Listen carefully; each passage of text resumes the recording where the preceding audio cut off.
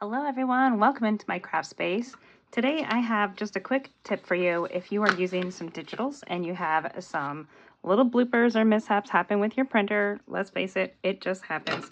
No matter how beautiful it prints the cover.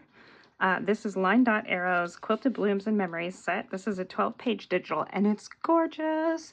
And some of my pages turned out absolutely beautiful, as they should, because I have a nice printer. I use an HP Office Jet printer, and you can see some of it does turn out absolutely gorgeous. All my ink cartridges are filled and everything is great. And this is beautiful. I love it. I love it. I love it. Look at this.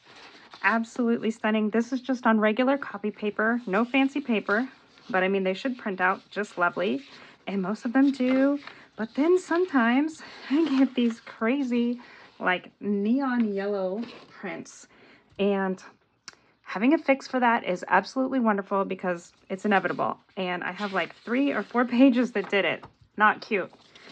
Not cute. And I was so bummed. But don't throw these away because you can absolutely have some fun with these and still use them. And just to be sure, for clarification, when I said not cute, it's not that Natalie's design isn't absolutely beautiful. My printer just did not do a cute job. So what I like to do is decoupage right on over them. You can also use them as backings or just a layer. And remember, it's just paper. So, you know, if you need to make something sturdier or whatever, just glue it down, or you can coffee dye this still.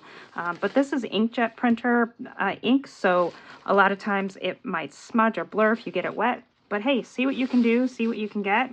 I have this bee napkin, and I am going to separate the plies, and we're going to put it down right on over.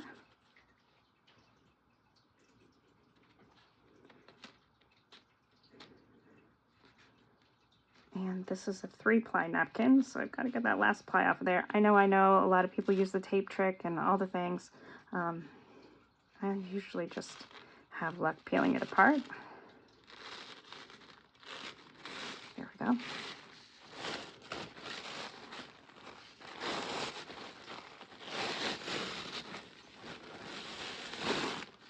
And it tore. That's okay. I can still use it. I should have just pulled that first ply off of there, all the way off of there, because now it's trying to peel them at the same time. Of course, when you're on camera, everything happens. That doesn't normally happen. Normally, I just peel this right apart, no big deal, and we're ready to go. There we go. Okay. So now I like to, depending on the direction of your napkin and whatever, I just set 2 pages side by side. It also will depend on the size of your napkin as well.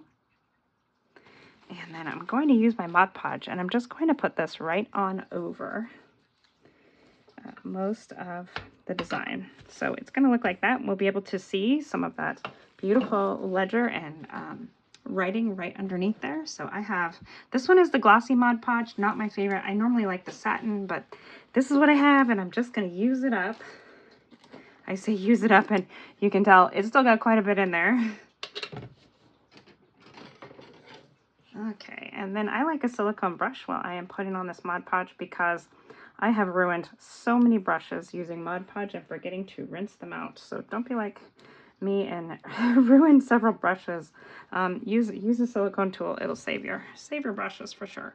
Okay, so my napkin is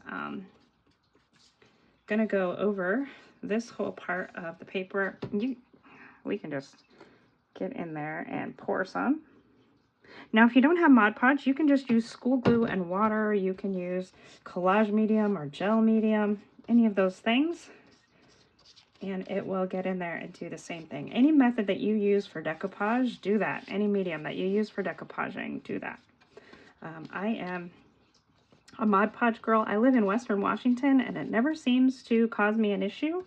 But I know for some people, if you live in a warmer climate, it can get sticky and, you know, cause all kinds of issues. So if that's the case, do whatever you like to use. It's kind of like glue. I mean, it is a glue, and everybody has their own favorites. And sometimes it's hard to change those favorites. So just use what you like. I say keep an open mind though, because sometimes I mean, I used to, when I scrapbooked all the time, and that was all I did for paper crafting, I pretty much just used double-sided tape, the Zot dots, and Yoo-Hoo glue stick. And now I pretty much don't really use those much at all.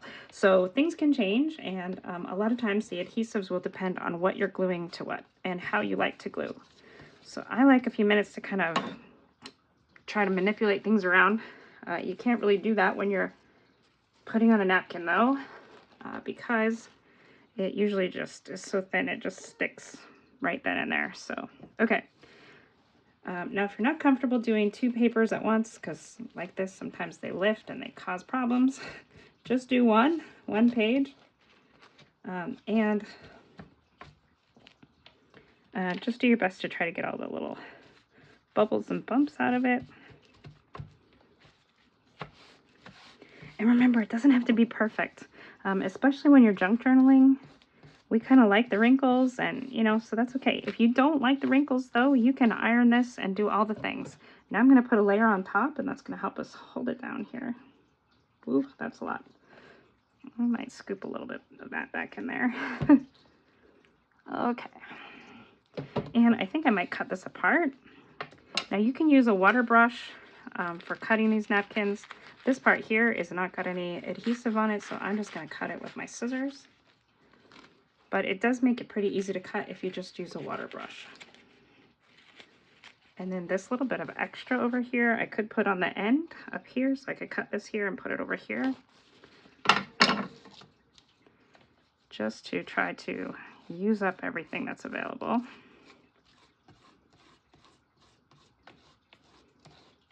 And we're just going to smear this all around just to give it a top coat and a good gluing down. Now this is going to let us see the background paper, but the yellow, it will definitely make it not look like neon. I don't know why my printer does that. And it'll print all of, like this wasn't even like the last one, so it wasn't like it was running out of ink or something. I don't know. Sometimes it just decides that I really need to have a neon yellow design. And I've seen the same page printed by other people, and it's beautiful. So it's nothing against the designer. It is literally just something my printer does. We are talking about switching over to an Epson printer eventually here. So I think that may be in my near future. I don't know yet for sure, but I've always been an HP girl. I try to stick true to a brand that does good for me, but gets a little frustrating when you're trying to create and you need your designs to look beautiful. But like I said, nothing goes to waste, and we can always utilize this still, and it will be beautiful in the background here, so that's okay. We'll make it work. I thought I had too much. So this one's just gonna have to sit and dry.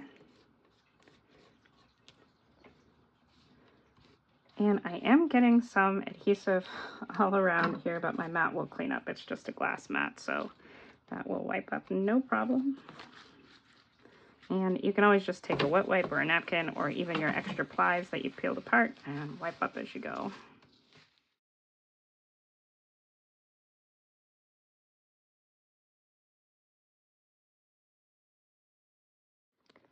So I did another napkin off camera. And the next thing you want to do is really let them dry. But if you have some that are kind of dry, which I did a little bit of a heat tool, so we're good to go. I also like to sometimes spray some distress spritz, or maybe you want to add to it. So this one is fossilized amber, and I think it would go great for this yellow one here. Just going to spritz. A little bit of everywhere. And then I'm going to set this one to dry, and I'll do this one. I've got a few different colors here. This one's Spice Marmalade, but I think I'm going to use my favorite frayed burlap. You want to make sure you really shake these up and get all of that good stuff off the bottom there. Otherwise, it will clog your nozzles. And that one is definitely a little darker. I love that. So I have one more here, and I think I'm going to go ahead and do this frayed burlap on this one. You can see all of that fun pink that was on the page coming through. This will tone that down just a little bit. And just for the fun of it, we can go back and mix a little bit of the fossilized amber with this one. And once these dry, I probably will cut them into tags or smaller fun pieces. And you could even use them as a page, but it will be a little bit different texture. So you'll want to make sure that it's somewhere that's not going to stick if you put it page to page. All right, so let's give this a little time to dry. Next time you see me, I'll be back due to the video magic that happens here. So it's been a couple hours since you last saw me, video magic, and my papers have had plenty of time to dry, and look how beautiful they look now. I absolutely love the texture. You can see that distress spritz in there, and you can still see the beautiful papers that were underneath. You just can't see that bright neon yellow anymore that my printer decided to give out. So it's really great. I especially like this one. Look at, you can see that scripty font there in the background. Beautiful, beautiful, beautiful. Now these would be great. You can use them as pages right in a journal, or you can make ephemera with them or whatever. This is also a good time to back them if you want to put some sort of other paper back here.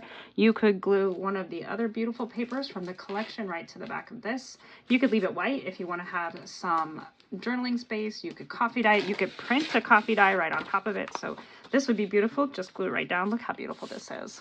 And it printed out so perfectly. Natalie from Line.Arrow always does a wonderful job with her designs and backgrounds and all of the things. One other thing that you can easily do, you could use packaging paper, you could use a book page, and we just got back from the pharmacy and I got this bag, so I'm going to use this bag and we're going to go ahead and put some paper bag on here.